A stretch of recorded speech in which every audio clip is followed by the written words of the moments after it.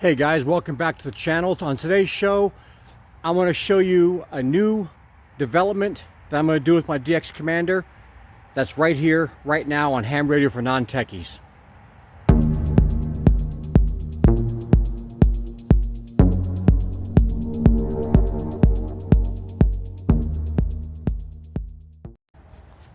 Welcome back to Ham Radio for Non-Techies, guys. We're trying to get you to study for and pass your exams so you can enjoy the ham radio hobby as an operator just as much as the rest of us do that are already involved with it.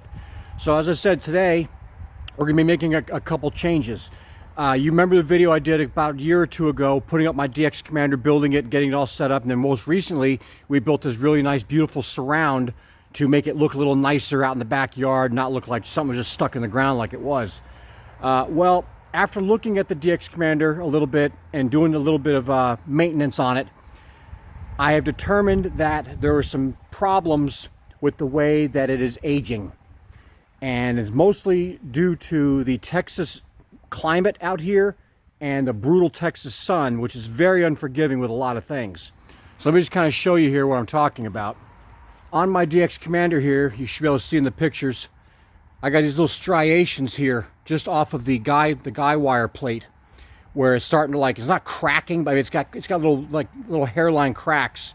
I think it's still fine, it's still pretty strong, but I'm just worried that someday this might cause a problem. So I wanted to go ahead and get the replacement plates for this. Well, what I ended up doing is getting the signature DX Commander Classic, and this one does not require guy lines or guy wires.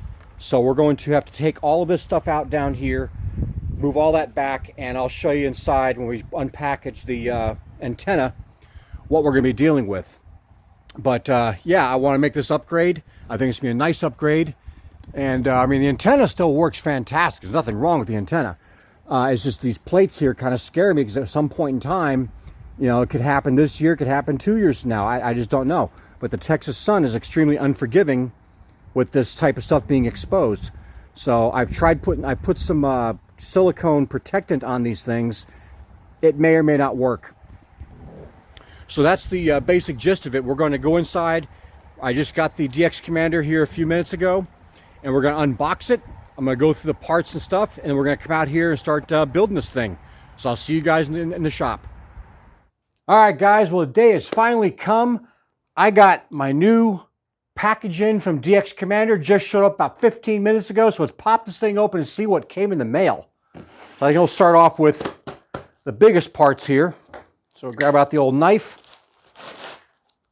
and get this opened up. All right, let's get that garbage out of here.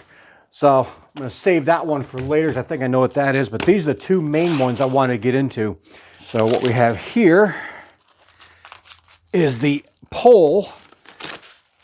Now, if you guys have not seen any of the video on the DX Commander Classic Signature or the DX Commander Signature, this pole eliminates the need for any kind of guy wires to hold the antenna up. You basically pile this thing into the ground up to, probably about halfway up or so. I'll probably look at the instructions. You could put this down on the ground and either put concrete down below here to hold it and keep it stable, or just, make sure it's deep enough so when you put the pole on, when you put the actual mast on top of it, that it will hold itself up. No guy wires, nothing for me to run into with the lawnmower, nothing for the dogs to run into, and it just becomes a win-win for everybody. So that's really cool. This is really nice, heavy, looks like a heavy fiberglass, some kind of fiberglass pole. I mean, this is really thick. It's about, I'd say almost a quarter-inch thick. You can kind of see right there, almost quarter-inch thick. Nice pole for that, which means this right here has got to be the antenna pole itself. We'll crack that open. There we go. All right. So yeah, that kind of looks like the other DX Commander pole that I got outside. I believe we're probably still in the same range as before. I wanted to see the interior of this because I think he had an update on how you wrap. Yep, there's an update here on how you wrap the 40 meter band. There we go. So yeah, this is definitely a nice upgrade. You got a much thicker pole at the very top this time around, and this little eyelet. So when your 40-meter element is coming up through here, it pops right through that hole and bends right back down to secure it back to the pole. But this is much wider than the one I currently have. So this is going to be a dream to set up. This is going to be a lot of fun. I'm really looking forward to it. So I think I want to see what came in the other box, which is probably just the accessories for this. Callum is very thorough, and his quality assurance as far as making sure you get everything in the box is pretty much flawless. So we're just going to pop this open. All right, so inside this box, again, very well laid out. Got a lot of stuff going on here. So we have a crap ton of his DX10 wire. Looks like 100 meters, so 300 feet of DX10 wire. And we got a couple little boxes. Oh, another box of DX10 wire. So I assume that's probably for the other antenna. Oh, and a third one. So we have plenty of DX10 wire. So I assume that the third one here will probably be for the radials for both the antennas, and maybe a little extra. We got our standard kit, all your hardware kit, your fork connectors, your shrink wrap, which he uses a really, really cool shrink wrap that has an adhesive on the inside, so that once you get it all heat shrunk, the adhesive kicks in and locks everything in, so you don't have any chance of any problems happening or anything slipping out down the road. And of course, he's got his shock cord and the updated. Remember he used the pipe clamps or the hose clamps before. This has the newly updated version of those, which are absolutely fantastic. I think it's a really nice upgrade. Here they are here. These just bend around, and you got little screw things that go in there that'll tighten this thing up, and it should be very nice to battle the Texas climate with all the heat and humidity and temperature changes we have out here. So in here, we're going to have our SO239 connector and all of the updated. These are so, oh my God, these things are so beefy. These things are almost 3/8 of an inch thick, guys. These are really, really fantastic, super hard plastic or some kind of a polymer. These are really, really nice in comparison to the ones I have on the original Classic. And all the plates are like that. Yeah, these are, man, these things, I don't know if you can see those. Put my finger up next to it. Those are pretty thick. Now, if I don't have a good enough shot in the picture here, I'll put up a little picture up here somewhere for you to check out. But these are nice. Let's grab the old measuring tape here, and we'll figure out exactly how thick these are. Yeah, 3/8 of an inch thick, guys. These plates are 3/8 of an inch thick each. You have all the different plates for your for setting this thing up for the DX Commander. So there's your main plates. Then you have your bottom plates for your radials and your elements. And these are nice too. These feel like a really good steel. I'd say these are probably about 1/8 of an inch, maybe a little more than 1/8 of an inch thick. Can't bend them. I mean, they're definitely not gonna. Yeah, I can't bend them. I don't want to trash my new antenna, but you really can't bend these. So that's pretty nice. I am going to thoroughly enjoy building this antenna. This is going to be a lot of fun. So that's pretty much it for the startup kit, guys. I guess next thing you do is going to be going outside and getting the old antenna down. I've got to redo, because the way this thing mounts, because it mounts on this now, I now have to dig all the stuff that I put out before, dig a hole, get this down in the ground, put some Quikrete down in there, and then cover it back up, and then I can put everything else back up, and we'll be able to reassemble and put up the new DX Commander. So stay tuned, guys. The next thing we'll be outside getting this thing rocking and rolling. So I want to make one more quick observation here. This is the pole that's going to go in the ground that'll hold up the DX Commander mast and eliminate the guy wire need to keep the mast stable. I went down to Home Depot, and unfortunately they don't sell 4-foot sections of pipe. I got a similar piece of pipe here. You can look on the end. They're about the same thickness, but I'll tell you what, this Schedule 40 pipe still bends, has a little bit of bend in it, whereas this thing is stiff as a rock. This thing has no movement whatsoever, so I'm assuming this is probably a fiberglass, and just judging by the way it looks here, I think that's probably some kind of a fiberglass. But this thing is absolutely not pliable whatsoever. I was thinking about maybe using some of this at first and save this for whenever if we ever move again and use this down the road. But unfortunately, this has a little bit of bend in it, and with that antenna being 30 feet tall, I'm afraid this would cause a problem down the road. So I'm just going to go ahead and use this one and keep that going. But I wanted you guys to at least see that there is a major difference between what you get with DX Commander's solution versus something you get down at your home stores. So keep that in mind. This is a much better solution, a lot stiffer. This is going to hold that DX Commander pole up with no problem whatsoever. As far as the plate thickness between the old plates and the new plates they have out, having this up against it here, there's probably about maybe a 1/16 of an inch thickness, this being the thicker piece of the two. This one's 1/16 inch thicker than the original ones. So that should be nice. And I think this whatever this polymer is, whatever this makeup is of this stuff, should pretty much handle anything that the sun could probably dish out to me. So we're just going to keep rolling, guys.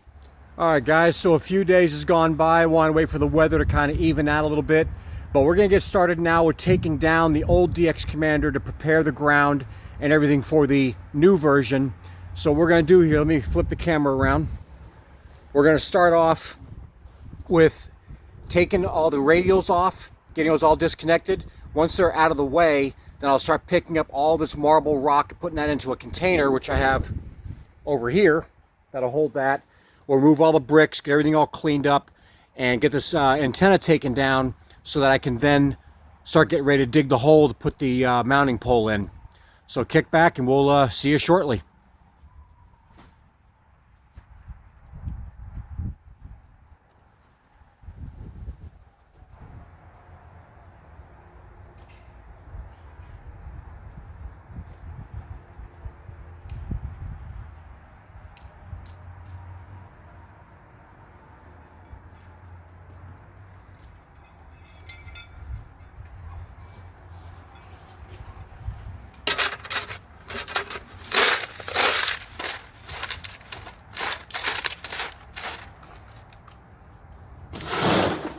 Okay, so with this all cleaned out now, I'm going to take out the bricks. That way I have access to get the radials pulled up because they're all stapled into the ground and a 360-degree pattern around this surround here. You need to remove the bricks and pick up this cloth. So we're now at the point, I've cleaned up the area back here. I'll show you just a second. And we're going to start digging the hole now to get the pole put in, get the concrete put in, then backfill everything with the dirt. So yesterday I spent time digging all this out, and I made a little center section square there. It's probably not perfectly centered, but it's good enough for what I need to do to let me know where to dig. Now, before any of you ask, oh, are you making sure there's no power lines running under your property, blah, blah, blah. Well, I called out 311, which if you're gonna be digging on your property, you should probably always do. But I called 311, they came out and did a assessment, and they found that there was no power lines or water lines or anything running through this particular area of my yard, so I'm clear to dig. So the next spot here will be to dig this hole out, get it down about, I guess, halfway down the pole. I gotta go back and read the instructions real quick, but get that all installed, get the pole put in, and then everything else be pretty much ready to roll. We're done with all of our cutting, and we're ready to just get this thing rocking and rolling and get it up and back on the air again. Okay, quick update here.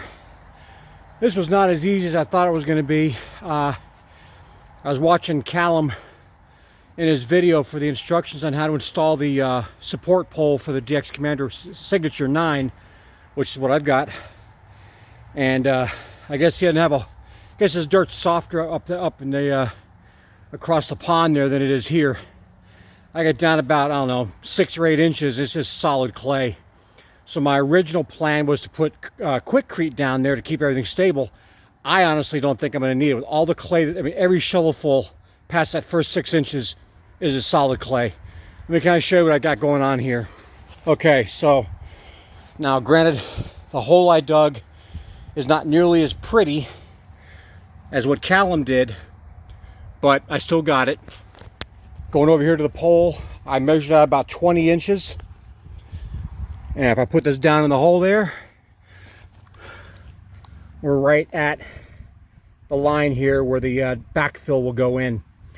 A lot of the roots came from this 80-year-old tree in my backyard, which I guess those roots have extended all the way over here, and some of these things were like over 1.5 inches thick. So I had to grab out my loppers here and get those all cut off. But I think we're good to go. Just be a matter of now backfilling this, getting it in where I want it, which is probably about like right there, and start backfilling this into the hole, and make sure we're plumb on all planes, and we should be good and ready to go for the final installation.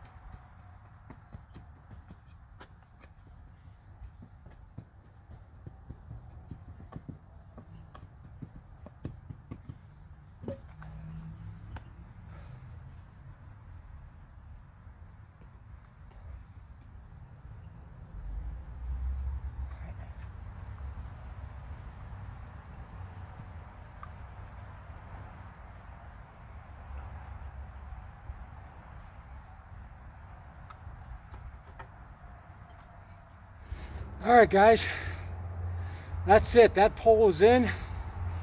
It's gonna be hell getting it out. All that clay is gonna act like if I put the concrete in there. It might not be as strong as the concrete, but it'll definitely be strong enough for what's out here. You know, I didn't realize how much clay was under the soil in the area in which I live until I had to start digging out here. That wasn't fun.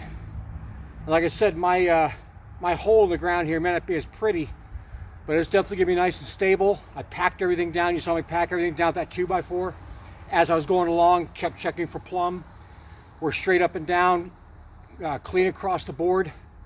So now, let's go finish installing this antenna.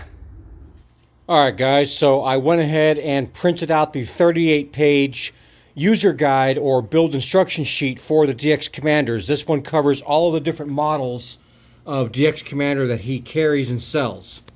So the first part I'm going to go do here is flipping over to page 8 and looking for the one I have here, which is a signature 9. I'm going to go ahead and start cutting the elements for 40, 30, 20, 17, 15, 12, and 10. Now you'll see up here he has the calculations in meters or in feet and inches. Since I do have a metric tape measure, I'm gonna go ahead and follow the metric numbers up top to make my cuts and get my elements ready to go. Okay, so although I know this looks like it might be a hot mess, it's actually very organized. I went ahead and cut all the elements and they're all taken care of now. What I also did is I did a labeling system for each one, and if you saw my previous video when I built the DX Commander Expedition and I believe the Classic, I added on these little charm bracelet number thingies, and I've got these in my Amazon store. You can go there to help you. So if you're doing like a multi-band vertical, this will really help you keep everything organized and you know, give you a split-second idea of what band you're playing with. You have to go out and do any maintenance on the particular element you're doing it with. They come in a little bag like this, or out of China, but you get a lot of them. I mean, I've built 3 DX Commanders so far, and it could probably be 4th one here shortly. And I still have plenty of these little numbers for all the different elements within the kit build. So the next part is, now these are all been crimped and soldered. I did a crimp on them. I soldered each of the fork connectors and put on the provided shrink wrap. And the next part is going to be cutting all the radials, which I'll get that taken care of. And look, I didn't, you know, sit here and video myself cutting all this stuff, because it's kind of like watching paint dry.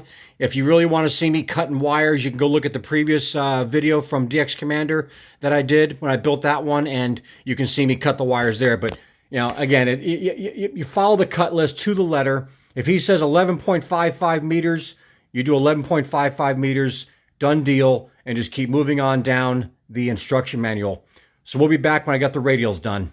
Okay, so you can see here, I cut the radials. I did 3 meters each, I'm doing 4 wires per connector. And what I've done here is I went ahead and crimped them, and I added a little bit of solder to the connection.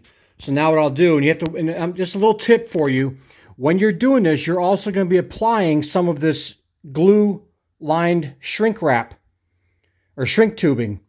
You need to have it far enough away, because once you heat this up, that heat's going to travel down. You start melting that glue. Guess what? That's going to be stuck there. So have it back a little bit further. Wait for the wires to cool off. Once they're cooled, then you can slide this back up and use your heat gun or your lighter or whatever you got to shrink wrap this and keep this all nice and protected. So I'm going to go ahead and finish up the rest of these radials. We'll be back. All right, guys, we're back. So like I said, we're going to go ahead and assemble the plates. These won't be assembled in this particular video right now, but we'll get these on later on. We get the pole up. So we're going to start off with getting our base plate done, getting the SO239 installed here. And this will be for the radials. And then upper plate will be for the elements going on to the mast. So let's go ahead and get this thing rocking and rolling. Now, he says in the video to, if you have these SO239s, if it has this little washer on it, you can go ahead and just take that off because it's not needed for the installation. So we're just going to go ahead and undo that and get those things out of here. So now we can just feed this through and feed the nut back on there and get these things on here nice and tight. And I'll grab a wrench and get that put on there nice and tight. Make sure that it's where it's supposed to be. Okay, so it's just a matter of getting these screws in. So I'm just going to go ahead and get those started. Now, I'm not going to make you guys watch me put all these in, but this is basically how you're going to be assembling this entire part of the project here, is just screwing these all in, getting them nice and tightened into the plate. And we're going to go all the way around here. We're going to do the same for this plate. These they're already pre-threaded. So all I got to do is just pop them in there, and they're ready to go. Okay, so the plates are now assembled. I got all the wing nuts on, all the washers are in here, and the bolts are all been fastened in. And once I got them pre-threaded by hand, I actually got out my drill and put a little 10mm socket on the end and made sure my chuck was set to like 6. And just able to go through here and just quickly tap up and get these all nice and tight without over-tightening them. So these plates are ready to go. Also, when you get the kit, don't freak out when you have extra parts. One of the cool things I love about buying anything from DX Commander, aside from the fact that his antennas are superior and just work so well, is that you get extra parts. He does this as a courtesy to people who buy his antennas. And when you're building stuff, so if you end up with a couple extra fork connectors, some wing nuts, other things, look at these as maintenance parts. So down the road, if something messes up, you got to replace one, you've got them right here, instead of having to go run down to your local home center and trying to fish around and find the matching threads and everything else. But these are all ready to go. So the only thing left to do is get these attached to the mast. Okay, guys, so I've got all of my elements cut. I've got all of the radials cut now. I'm starting to work on the assembly of the actual DX Commander pole, getting all of the plates put in, and then now putting the elements on before I get it all set up on the mast that we dug and stuff and did yesterday. So let me just show you something here real quick. Okay, so Callum has a new way of attaching and keeping these plates from sliding up and down, also keeping the pole from retracting when you have it all set up with a little bit of tension that's going to be on here. And instead of using those hose clamps he had before, those stainless steel hose clamps, he now uses these plastic doohickeys here. And it's real simple. Let's see, I'm going to get it around here like so. Just going to feed it in a little bit. I'll get the first part in. And this nut right here is an 8mm. So what I'm doing, I'm just holding the bottom right here against the pole. I'm taking my drill with an 8mm bit. I've got my chuck set on 6. Your results may vary. And I'm just going to go ahead and tighten this down.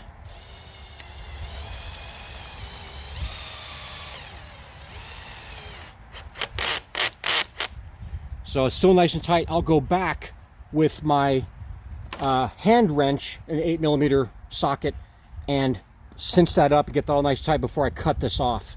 But that's how simple this is. This is the new way of doing it. Also, he has these, we make these knots now with the cords instead of having the little plastic clips that came with the original Classic.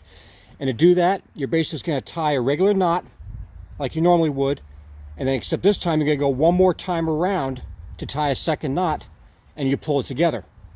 Now you don't want to put too much tension on this, as that will cause problems later on down the road if you have to make some adjustments to the thing, to the antenna. So he suggests is doing it you know, a little bit at a time. This is most for the element side. For the top side, I went ahead and did that first one, and as you can see here, if I get the clamp out of the way, that's holding nicely. There's not enough room. There's not enough room for anything here to pull through, and that should work just fine for holding the elements to the plates on the antenna. So I'm going to go get this all done. I'm going to get all these different elements done. Then we're going to mount this thing, get the radials put on, and get it hooked up. Okay, guys, for the next phase of my insanity of building this DX Commander and getting it up and ready to work on, I got to put the radials down. And if you remember before, the way I've got that surrounded, the radials come out over the marble chips and go under the bricks and go out into the yard, and I fan them out. But the way I was supporting them before, I was using these little metal garden staples, and they were great. But since I had a couple mishaps with my radials and had to replace them, I've had to try to pull them up and replace them and stuff. Well, half these things are still in the yard, and I can't find them because when you put them down on the ground, they're just gone. So short of buying a metal detector and running around trying to find these things, I'm never going to pick them all back up again. So I wanted a different solution. Now I'll put a picture up here somewhere. Callum offers, and I highly suggest, if you can't get what I'm about to show you locally, I highly suggest if you buy a DX Commander you're going to be putting up permanently in your yard, to order the little ground pins that he sells for like 22 pounds, or it's like, I don't know, like almost 30 bucks for 100 of these things or 200 of these things, and utilize those to keep your radials buried. They're biodegradable, and they will allow over time, like 12, 18 months, they'll disintegrate, but by that time your yard will have grown over the radials and everything should be great. So what I did, and I had to run around a little bit today, I went to 4 different home centers, a garden center, Ace Hardware. I was all over the map today trying to find something similar, and unfortunately in my area at least, nobody carries this stuff. So I took an hour drive down on the other side of Houston, and there was a Lowe's that happened to have these Greenscape Bio Stakes. Now these things are also biodegradable, and I got them because they're local and I didn't want to have to order them. I found some on Amazon, which I can put those up as well, but it's like 500 of them and it's like $65. These were $3 a bag. You get 12 of them per bag, so I bought 8 bags of them, and this is what they look like. I don't know if you can see that. They're little clear, biodegradable things, so I can run my radial wire. Let me grab it here. Let's pretend this is a radial wire. We can run the radial wire right up underneath here, put that in the ground, step on it. 18 months, these things disintegrate, yard's grown over my radials, everything's great. So I'm going to go out to the yard now and get these things installed, get all the radials put out. I've got 5 or 6 sets of 4. So I've got enough pins to put these things every 3 feet out in the yard to secure it and keep it from, or make sure that it doesn't allow the dogs to rip them up with their paws as they're running through the yard chasing whatever. So I'm gonna get that taken care of. We'll be back, and I'll try and show you what we got. But these things are clear, and once you get them in the grass, you won't be able to see them. And I think this is a great solution for $3 a pop. I think I paid $26, shy of $26 for 8 bags. Which would be more than enough. That gives me 96 of these things, and they're pretty sturdy. They don't seem to be like they're going to break on me. They're a little flexible, but they should go in the ground just fine. If you have really, really hard ground, you might want to be a little more careful and maybe push these in. I wouldn't go hammering them just yet, but if you have softer ground, they should push right in. And since we just had rain here a couple days ago, I should have no problem getting these things in the ground and getting this whole project to completion. All right, so we've got the DX Commander completely built now. I'm just going to give you a clue. I've got all the elements on here. Everything has the elastic banding with the double knots that he suggests using to wrap these things around. I've got them temporarily taped until I get it all tuned up. That allows me to make adjustments to this, minute adjustments, to make sure it's all tuned properly. We have all the bands in. And when I was doing the putting the pole in, you remember the original surround I made over here with the marble and stuff? I had that that red paver stone, or that the DX Commander originally sat on top of. I still wanted to incorporate that, but the problem is we have this pole over here now we had to put in the ground, which pretty much makes that impossible. Well, not so much. I got a little creative, and I went down to the store and I picked up a hole saw, and I drilled a hole right there. I drilled a hole into it. So we're going to get this thing mounted and get the DX Commander mounted. It looks like we have rain, so I probably won't be able to tune it at the time of this recording, but I will get it tuned the next time I have an opportunity. But let's at least get this other part up here and get this brick in and get the DX Commander mounted.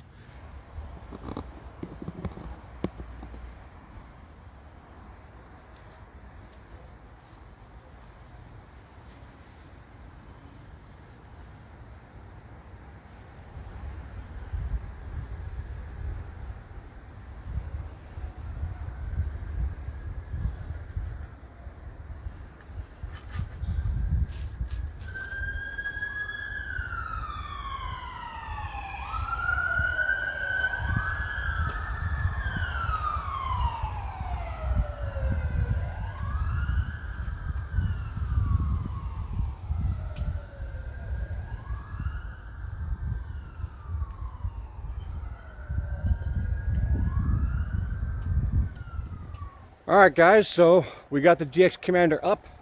Everything looks good. The tension on all of the elements looks really good. And now it's just time to get this thing tuned up and finalize the rest of this build. But yeah, I'm pretty happy with this so far. But like I said guys, it's probably about the rain here. I'm already feeling little bits of sprinkles. And yeah, so tuning is not going to happen today. But we got it built. We got it installed. It's all ready to go. Just got to hook up the coax, hook up the rig expert, and do some readings on the different bands. I'll be tuning to the center of the general band on each one, because even though I'm an extra, the majority of the traffic I'm going to be getting will be most likely on the general portion of the band. So I always tune my antennas. You can do this however you want. I always tune my antennas to the general portion, the center of the general portion of each band, and that's been very successful for me in the past as far as getting proper tuning and getting everything ready to go and optimizing it for my uses. So we'll get this thing tuned as soon as the weather improves. All right guys, so finally after 2.5 weeks of building this thing, not because it's difficult, but because I had life get in the way, I finally got this thing done. I got it tuned, and I'll put up here on a screenshot, I'll show you all the different bands. What I ended up doing is I took out 30 meters. I took the 30 meter band out of the equation on the antenna because I don't really use it. I'm not proficient enough yet in CW to have that in there. And the second I took it out, my bands equalized. So I'm not looking a gift horse in the mouth here. I got 10, 12, 17, 20, all down to either 1.03 to maybe, I think 20 meters is at 1.4. Which is good because I was screwing with it for so long. I finally I was at like 9.6. We got down to 1.4. I was like, done. So we got all the bands down. Like I said, I'll post the pictures up here. And if you're going to build this, I'm not saying it's a design flaw, because it's not. It's just because I didn't want to mess with it. But taking that 30 meter band out made a difference in getting this thing tuned a lot. I mean, everything just went right down to where it was. Actually, some of my bands were tuned up better than when I individually tuned them while the 30 meter was still attached. So it's something to consider. And if you're a big CW guy, then focus on that 30 meter one if you use it, and get that tuned up and get the whole thing. It'll probably work fine. But taking it out sped up my tuning process, and now this thing is fantastic. Let's take a look at this thing real quick. If you guys remember, I had the old classic, the old DX Commander Classic, and it had all those guy wire, and it's the same, basically the same everything, except it's got more heavy-duty plates that can withstand the Texas sun. But now I have no guy wires, nothing. I can mow around this thing, I can weed eat around it pretty easily once the radials get buried, it'll be a lot easier to get around here and do all my my landscaping stuff. But guys, I'm seriously happy with this. So that's a wrap, guys. I'm pretty happy with this antenna. I love the new build, all of the upgrades that Callum made to the DX Commander Signature 9. So much better than the previous one. And yeah, I mean, this thing's going to be a powerhouse, and I think will withstand any of the Texas weather or anything that Texas weather has to throw at it. I apologize for not doing an actual test live with voice, but because I had that neighbor with the solar panels, I'm still having issues with that. FT8, all the bands run fine. Go figure. Anyway, I hope you guys enjoyed the video. If you did, please give it a thumbs up. If you're not a subscriber, please subscribe. Help support the channel. Also, another thing that helps support the channel is becoming a Patreon patron. I want to thank all my Patreon people. You guys help make these videos possible. You keep the channel going and keep the support going, and that makes everything just work out really well. But until then, guys, like I said, if you have any questions or anything, make comments down below. What you like, didn't like. I answer every comment. If you have issues or questions you have about anything, you can email me. I answer all the emails. If I don't have the exact answer for you, I can at least point you out in the direction of somebody who can. So again, guys, like and subscribe. I'll see you next time. This is Ham Radio for Non-Techies, and we are clear.